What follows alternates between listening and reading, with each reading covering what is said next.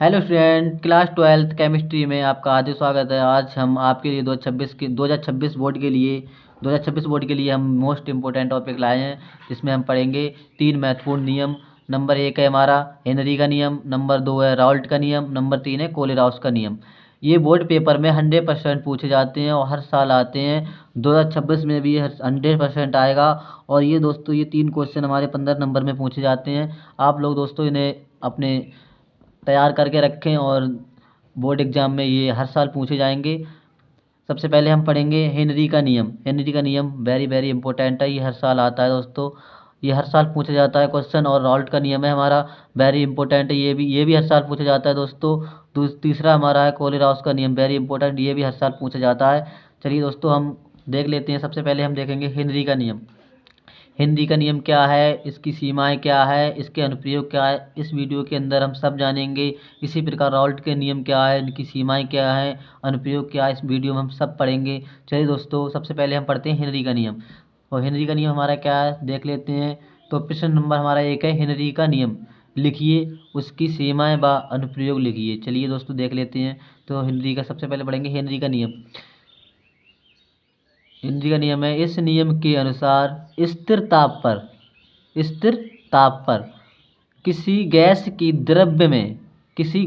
द्रव्य में विलेयता गैस के दाब के समानुपाती होती है। अर्थात द्रव्य में कोई गैस डालें तो हम क्या देखेंगे, उसमें जो उसकी विलेयता होती है गैस की, वो दाब के समानुपाती होती है।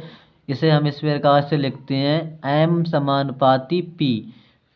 मतलब दोस्तों, इसकी विलेयता जो क्या है, द्रव्य में विलेयता यानी कि जो दाब के समानुपाती होगी।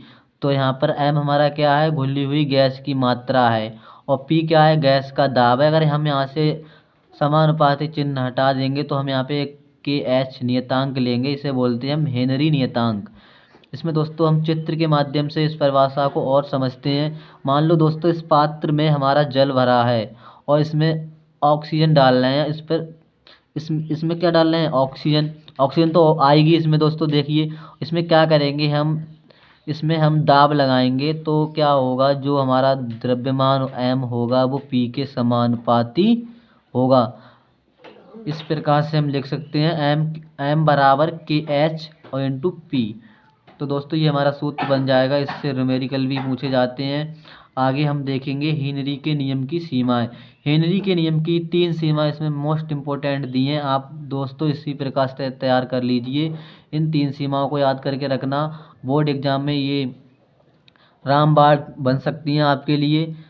इसमें दोस्तों दिए नंबर 1 है, इसमें दोस्तों दिया है नंबर 1 है, पहला नियम है, यह नियम तनु विलयन पर लागू होता है। क्या है पहली सीमा इसकी, यह नियम तनु विलयन पर लागू होता है। जो हेनरी का नियम होता है वो तनु विलयन पर लागू होता है, सांद्र विलयन पर लागू नहीं होता है। दूसरा नियम है हमारा, ये निम्न दाब व उच्च ताप पर कार्य करता है। कैसा है ये, निम्न दाब पर कार्य करता है और उच्च ताप पर कार्य करता है। ठीक है, आगे हम तीसरी सीमा देखेंगे इसकी, उन गैसों पर लागू होता है जो विलायक से क्रिया नहीं करते हैं। अर्थात दोस्तों, विलयन में 2 चीज़ होती हैं, एक विलायक और एक विलय। तो विलायक से ये क्रिया नहीं करता है, विलय से क्रिया कर लेता है। कौन सा, हेनरी का नियम। चलिए दोस्तों आगे इसके अनुप्रयोग देख लेते हैं। अनुप्रयोग में क्या है, गोताखोर द्वारा। नंबर 2 है, शीतल पेय पदार्थ में भी होता है ये नियम। और फेफड़ों की क्रिया विधि, इन तीनों चीज़ों में इस नियम का प्रयोग होता है। आई होप दोस्तों आपको ये हेनरी का नियम समझ में आ गया होगा।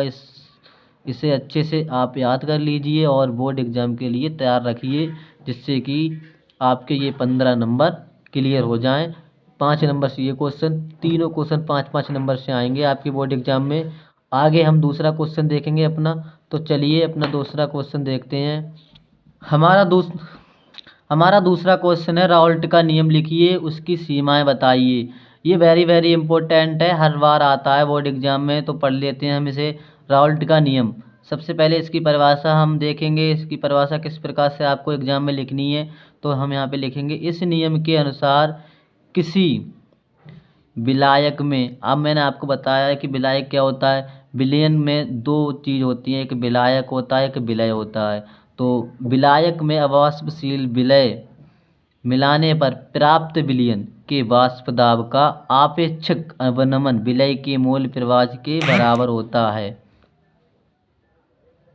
क्या होता है? विलय के मूल प्रवाह के बराबर होता है। इसमें हम एक सूत्र पढ़ेंगे, P naught minus P S बटे पी नॉट बराबर एन बटे small N plus capital N, जहाँ पी नॉट बराबर क्या है? शुद्ध विलयन का वाष्प दाब है, और पी एस हमारा क्या है? विलयन का वाष्प दाब है, और स्मॉल एन हमारा विलय का भार है, और कैपिटल एन क्या है? विलय का भार। इसकी सीमाएं देखेंगे हम। इसकी 3 सीमाएं हैं, मोस्ट इम्पोर्टेंट हैं, आपको ये याद कर लेनी चाहिए। इसमें पहली सीमा देखेंगे हम, तो इसमें पहली सीमा है, यह तनु विलयन पर लागू होता है। अर्थात दोस्तों ये तनु विलयन पर लागू होता है, सांद्र विलयन पर लागू नहीं होता। ये जो राउल्ट का नियम है, ये तनु विलयन पर लागू होता है, सांद्र विलयन पर लागू नहीं होता है। इसके बाद दूसरी सीमा पढ़ेंगे हम, यह वाष्पशील पदार्थों के विलायक पर लागू होता है। नंबर 3 है हमारी, यह विद्युत अपघटय के विलयन पर लागू नहीं होता है। ये किस पे नहीं होता है? विद्युत अपघटय के विलयन पर लागू नहीं होता है। इसके बाद हम कोलेराउस का नियम पढ़ेंगे। कोलेराउस का नियम भी बोर्ड एग्जाम की दृष्टि से मोस्ट इम्पोर्टेंट टॉपिक है। इस नियम को हम देखेंगे। चलिए दोस्तों, इस नियम को हम देखते हैं। ये इस नियम में हमें क्या क्या पढ़ना होता है, क्या क्या लिखना होता है। इस नियम के अनुसार अनंत तनता पर, क्या है? अनंत तनता पर किसी विद्युत अपघटय की मोलर चालकता विलयन में उपस्थित धनायनों तथा ऋणायनों की मोलर चालकताओं के योग के बराबर होती हैं। एक बार हम इस नियम को फिर से दोहराएंगे। कोलेराउस का नियम, इस नियम के अनुसार अनंत तनता पर किसी विद्युत अपघटय की मोलर चालकता विलयन में उपस्थित धनायनों तथा ऋणायनों की मोलर चालकताओं के योग के बराबर होती है। इसका सूत्र एक देख लेते हैं इसमें हम। आई होप दोस्तों आपको ये टॉपिक समझ में आ गया होगा। दोस्तों ये तीनों टॉपिक आपको याद कर लेने चाहिए, और दोस्तों ये 15 नंबर में पूछे जाते हैं, इसलिए आपको ये याद कर लेने चाहिए।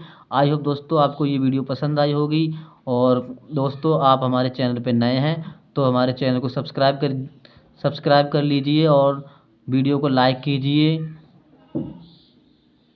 Thank you.